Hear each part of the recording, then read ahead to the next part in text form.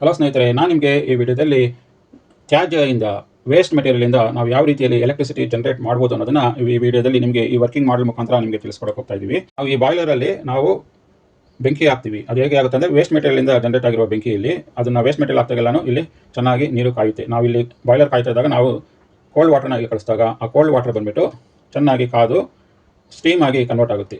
Hot steam ಆಗಿ convert ಆದಾಗ ನಾರ್ಮಲಾಗಿ ಸ್ಟೀಮ್ ಪ್ರೆಷರ್ ಬಂದುಬಿಟ್ಟು ಹೈ ಪ್ರೆಷರ್ ಇರುತ್ತೆ. ಆಗ ನಾವು ಆ ಸ್ಟೀಮ್ನ ಈ ಸ್ಟೀಮ್ ಟರ್ಬೈನಲ್ಲಿ ಹಾಕಿದಾಗ ಏನಾಗುತ್ತೆ, ಈ ವೀಲ್ಸ್ ರೊಟೇಟ್ ಆಗುತ್ತೆ. ಈ ವೀಲ್ಸ್ ರೊಟೇಟ್ ಆದಾಗ ಏನಾಗುತ್ತೆ, ನಾವು ಈ ವೀಲ್ಸ್ಗೆ ನಾವು ಒಂದು ಎಲೆಕ್ಟ್ರಿಸಿಟಿ ಜನರೇಟರ್ನ ಕನೆಕ್ಟ್ ಮಾಡಿದ್ದೀವಿ. ಈ ಎಲೆಕ್ಟ್ರಿಸಿಟಿ ಜನರೇಷನ್ನು ಇದು ವೀಲ್ ರೊಟೇಟ್ ಆದಾಗ ಎಲೆಕ್ಟ್ರಿಸಿಟಿ ಜನರೇಟ್ ಮಾಡುತ್ತೆ. ಈಗ ನಿಮಗೆ ಯಾವ ರೀತಿಯಲ್ಲಿ ಕೆಲಸ ಮಾಡುತ್ತೆ ಅನ್ನೋದನ್ನು ಈಗ ನಿಮಗೆ ಡೆಮೋ ಮಾಡಿ ತೋರಿಸ್ತೀವಿ. ಈ ಬಾಯ್ಲರ್ಗೆ ವೇಸ್ಟ್ ಮೆಟೀರಿಯಲ್ ಹಾಕಿ ಬೆಂಕಿ ಅನಿಸುವ ರೀತಿಯಲ್ಲಿ ನಾವಿಲ್ಲಿ ಒಂದು ರೆಡ್ ಲೈಟ್ನ ಇಟ್ಟಿದ್ದೀವಿ. ನಿಮಗೆ ಇದು ಕಾಣಿಸ್ತಿರ್ಬೋದು, ಇಲ್ಲಿ ಬೆಂಕಿ ಅಂಟ್ಕೊಂಡಿದೆ ಅನ್ನೋ ರೀತಿಯಲ್ಲಿ ನಾವಿಲ್ಲಿ ಡಿಪಿಕ್ಟ್ ಮಾಡಿದ್ದೀವಿ. ಈಗ ವಾಟರ್ ಬಾಯ್ಲ್ ಆಗ್ತಾ ಇದೆ. ವಾಟರ್ ಬಾಯ್ಲ್ ಆಗಿರೋದು ನಮಗೆ ಹಾಟ್ ಸ್ಟೀಮಾಗಿ ಬಂದಾಗ ಈಗ ವಿಂಡ್ ಟರ್ಬೈನ್, ಈಗ ಈ ಸ್ಟೀಮ್ ಟರ್ಬೈನ್ ರೊಟೇಟ್ ಆಗುತ್ತೆ.